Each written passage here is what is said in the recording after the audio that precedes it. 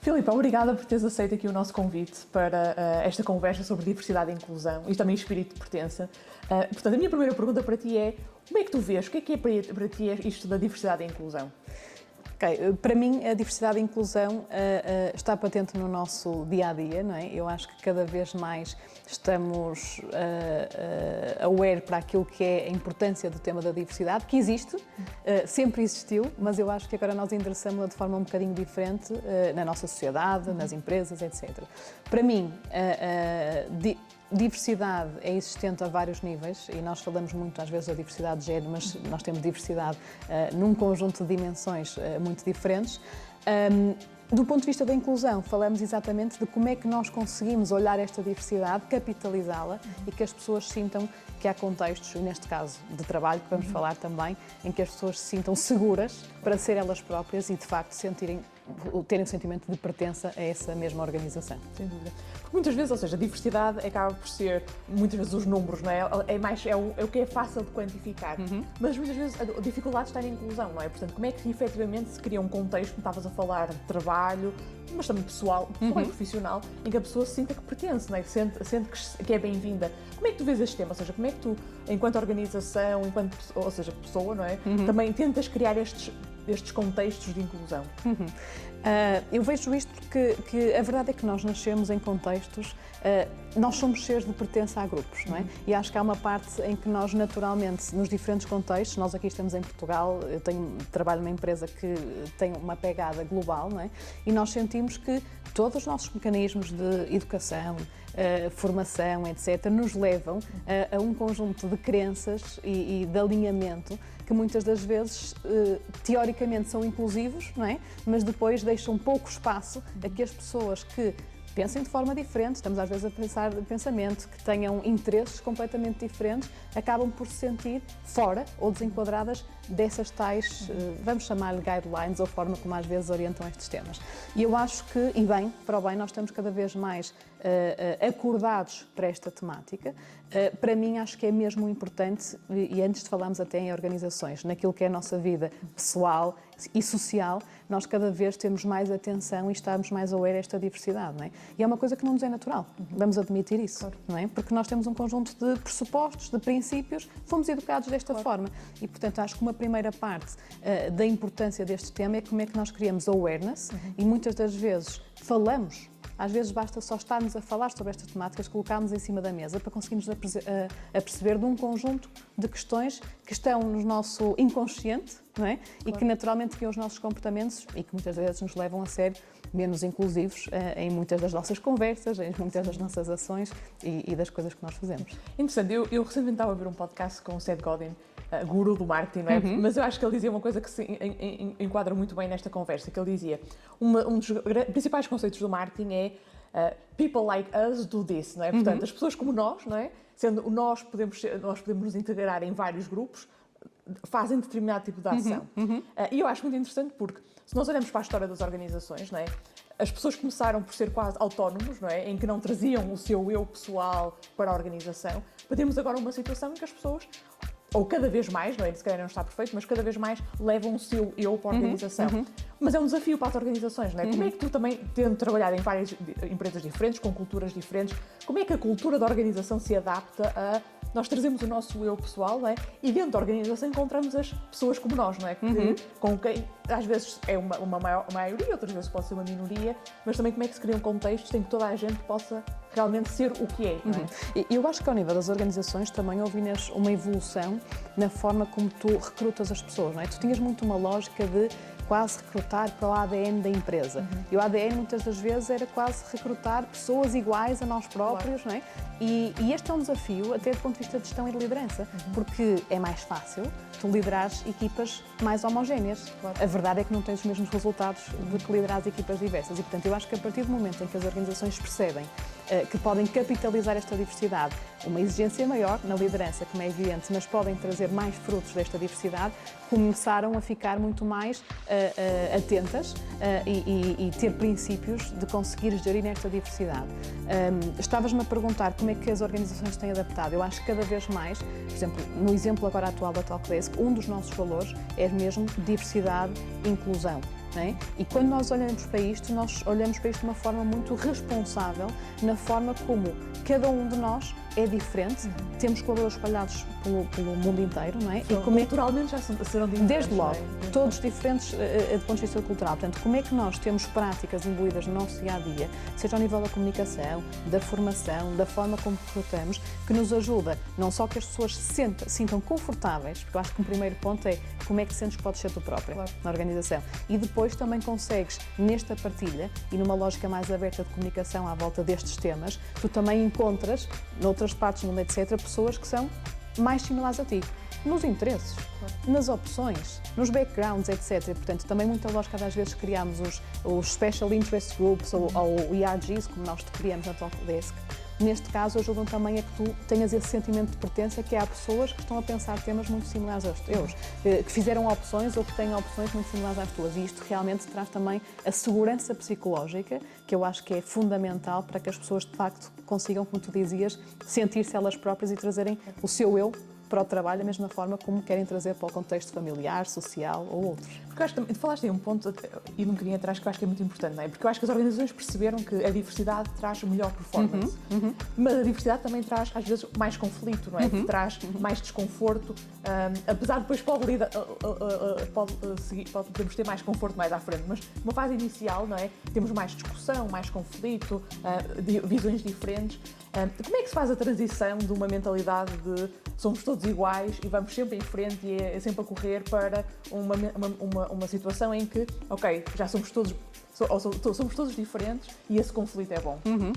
Eu acho que há um tema em que nós, e agora dou-te o exemplo da minha realidade, não é? Que é, como nós temos pessoas em diferentes países, também temos culturas muito diferentes. E a verdade é que nós, estamos agora a falar, por exemplo, em Portugal, estavas a falar das empresas portuguesas, a verdade é que nós em Portugal somos muito educados, ou fomos, na nossa geração, acho que está a mudar, para evitar conflito, não é? As pessoas muitas das vezes tendiam a não dizer aquilo que pensavam com evitar conflito, etc. Isto acontece na gestão, na liderança, por exemplo, não é?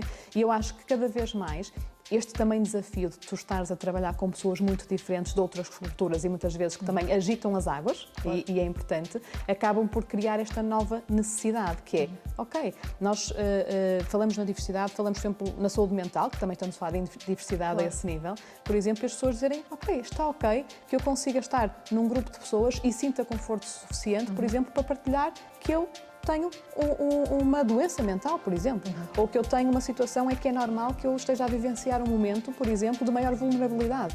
E nós temos trabalhado isto, ok? Com as lideranças e com as próprias equipas, que é, ok, a importância da vulnerabilidade, a importância de tu não achares que por seres líder de uma equipa ou gestor tens que ser o super-homem, a super-mulher, ou seja o que for, não é? Portanto, como é que tu consegues ser tu própria e dizer, ok, eu hoje não estou bem, Inês. Ok, se calhar há um conjunto de pessoas que também não estão bem e é normal isso acontecer, somos todos seres humanos. E quando começas a democratizar a abertura a estas conversas na organização, também levas mais caminho a que haja uma maior força da organização a conseguir mudar um conjunto de práticas e perceber a importância delas. Em termos de práticas concretas, ou seja, o que é que tu tens feito ou visto também que achas que é uma mais-valia? Até porque eu acho que um ponto importante é nós também temos que experimentar, não é? Eu acho que muitas vezes nestas conversas é esta a receita, faz ponto A, ponto B, ponto C e é sucesso e temos diversidade e inclusão. O que não é verdade, não é? Porque também as próprias organizações têm especificidades que levam a que algumas práticas resultem melhor do que outras. Portanto, como é que também vocês têm visto isto e, concretamente, as outras ideias, o que é que vocês têm feito para promover esta diversidade e inclusão? Eu acho que há um ponto importante que é, nós tentamos aqui medir, não é? E nós, quando dizemos medir, é medir pelo feedback mais qualitativo ou quantitativo dos nossos colaboradores no conjunto de temas. E, portanto, um ponto importante para nós foi garantir que no nosso Engagement Survey, que nós fazemos com regularidade, há um conjunto de questões que são só orientadas para a temática da diversidade e inclusão, porque para nós não faz sentido termos isto nos nossos valores e depois na prática que isto não seja vivenciado. Portanto, isso ajuda-nos também a ter uma medida e que ao longo do tempo nós percebemos, ok, o impacto daquilo que estamos a fazer está a ser sentido pelas próprias pessoas num universo do Engagement Survey mais anónimo, mais global e depois naquilo que são sessões que fazemos com as próprias pessoas para recolher feedback, etc. Práticas que nós temos tido e que para nós são importantes. Por um lado, também criamos metas, não é? E às vezes fala-se da questão das cotas, das metas. Criamos metas no sentido de nós termos como objetivo, por exemplo, este ano aumentar o número de mulheres que trabalham na Talkdesk, porque sabemos que na área tecnológica temos aqui este desfazamento, apesar de na nossa comissão executiva nós temos mais de 50% de mulheres no board, que é atípico nestas questões. Outras questões que temos criado, Employee Resource Groups, é um aspecto que eu acho que é uma boa prática, é um exemplo de uma abordagem mais bottom-up, sponsorizados pela liderança da organização, com um budget especificamente alocado, em que há um conjunto de pessoas que se voluntariaram, que têm funções diferentes neste grupo e que o objetivo é, temos o Women in Tech, temos a parte da diversidade e inclusão e temos um terceiro que é de Community Giving, que é outro dos nossos objetivos. E, portanto, acho que funciona muito bem esta lógica de as pessoas unem-se, têm um conjunto de iniciativas que pensam, um roadmap para implementar ao longo do ano e que nós, enquanto organização, ajudamos a suportar e a sustentar. É uma partilha de ownership, não é? Tipo, vocês não são responsáveis por criar esses grupos, a própria organização, de uma forma mais orgânica. Orgânica os cria, nós ajudamos a criar as condições, porque nós sabemos também que se tiveres grupos colaboradores, mas que não tenham, lá está neste caso o budget alocado, que não tenham a ajuda, neste caso nas nossas áreas de people, por exemplo, para conseguirem levar a cabo as iniciativas, muitas das vezes desmoronam-se estes grupos. Portanto, como é que tu crias uma lógica de incentivar e facilitar a implementação de um conjunto de práticas, muitas das vezes colaborativamente, porque são ideias que vêm do IRG, mas depois há outras áreas da organização que ajudam a implementá-las. Portanto, eu acho que esse é um bom exemplo.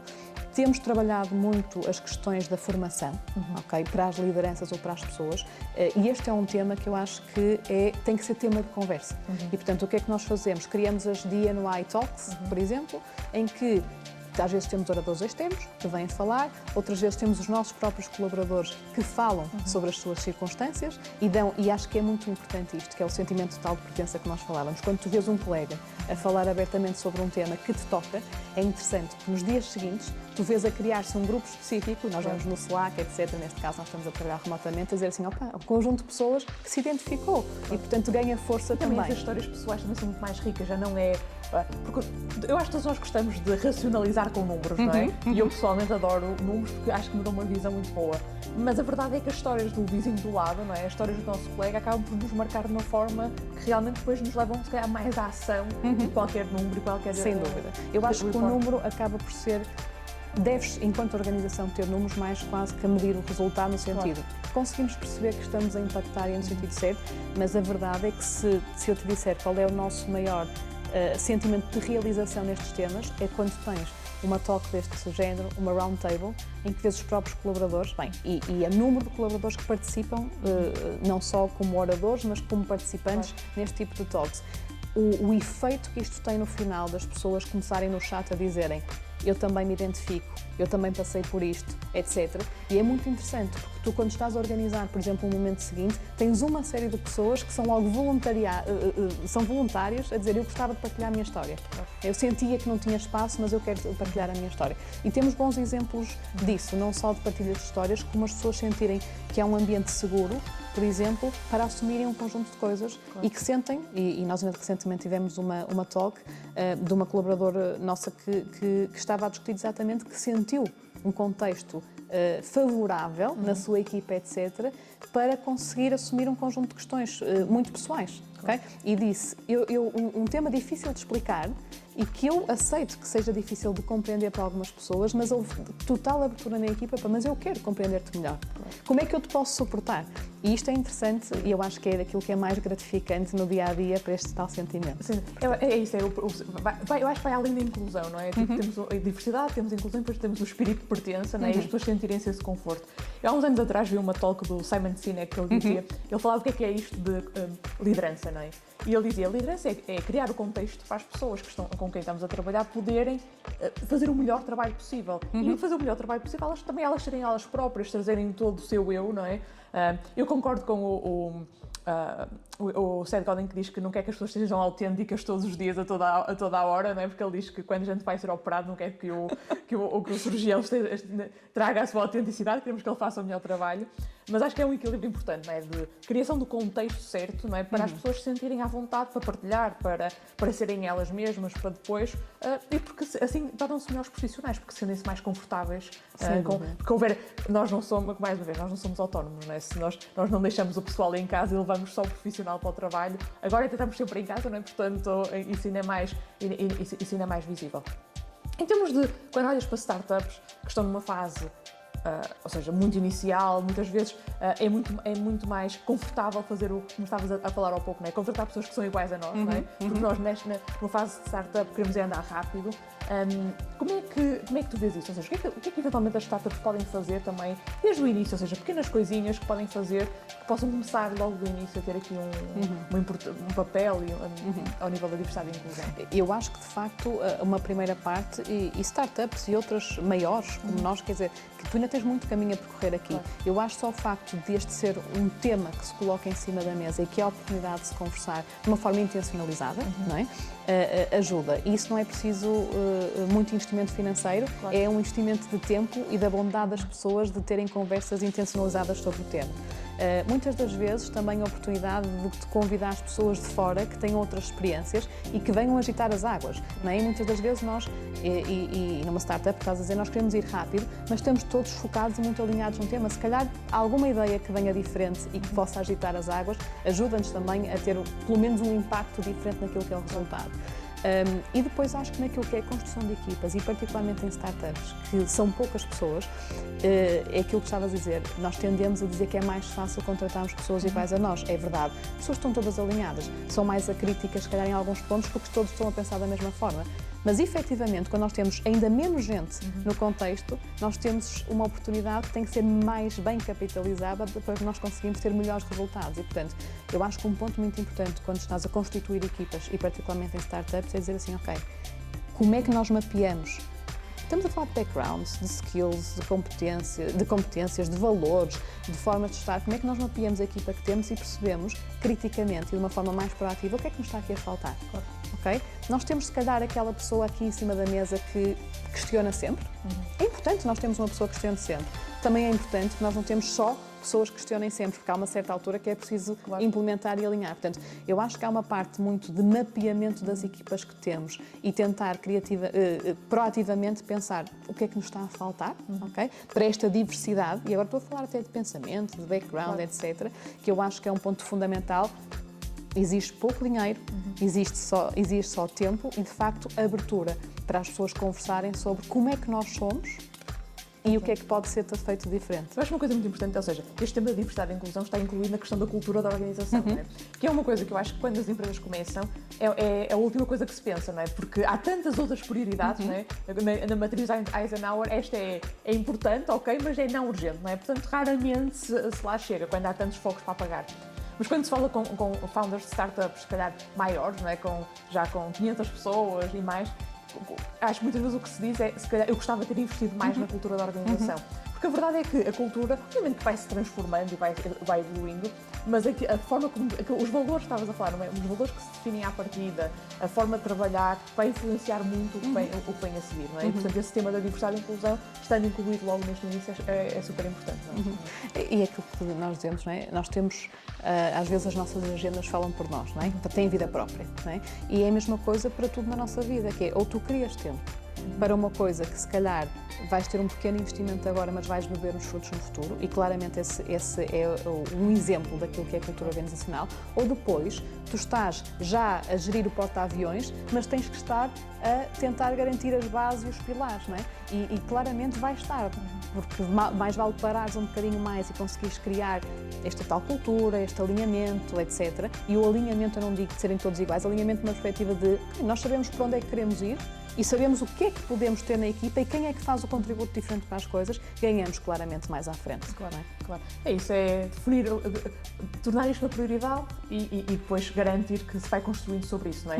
E numa lógica sempre de experimentação, não é? Porque eu acho que é, mais uma vez, importante. Temos que ser intencionais, tu falavas disso há pouco, mas também temos que ir experimentando, perceber o que é que funciona e dando liberdade às pessoas também para encontrarem possíveis caminhos, não é? E nós sentimos que as pessoas cada vez mais têm vontade, a lógica da co-construção nas organizações destas tomadas a A3 cada vez é mais relevante, não é? Porque tu não tens abordagens top-down, mais do que tudo tens pessoas que estão com vontade e motivação, se houver espaço, para até liderar pequenas iniciativas. Portanto, não vale a pena estar-se a pensar num programa XPTO, com um conjunto de milestones. Não! Temos intencionalidade, ok? Ideias. O que é que podemos? Temos condições para pequeno grupo, experimentação. Vamos tentar fazer uma coisa aqui e experimentar. Resulta? Resulta? Ótimo. Vamos avançar para o passo seguinte. Não resultou? Perfeito. Experimentamos, vamos a seguir. Eu acho que isto é uma lógica que também na parte mais de cultura das empresas, etc., funciona, não é? E é muito mais bem recebido quando isto é uma co-construção por parte dos colaboradores e que é sentido de não houve um departamento na empresa que veio trazer isto. Não. Fomos nós todos. E, portanto, tu também recebes de forma diferente e identificas-te e envolves de forma muito diferente. Filipa, muito obrigada. Esperamos que tenhamos um ano mais diverso e inclusivo, não é? Sem dúvida. Possamos todos fazer aqui um caminho, que ainda falta, obviamente, o caminho é longo, mas acho que já estamos a dar passos seguros e importantes nesse caminho, não é? Sem dúvida, sem dúvida. Obrigada, Inês.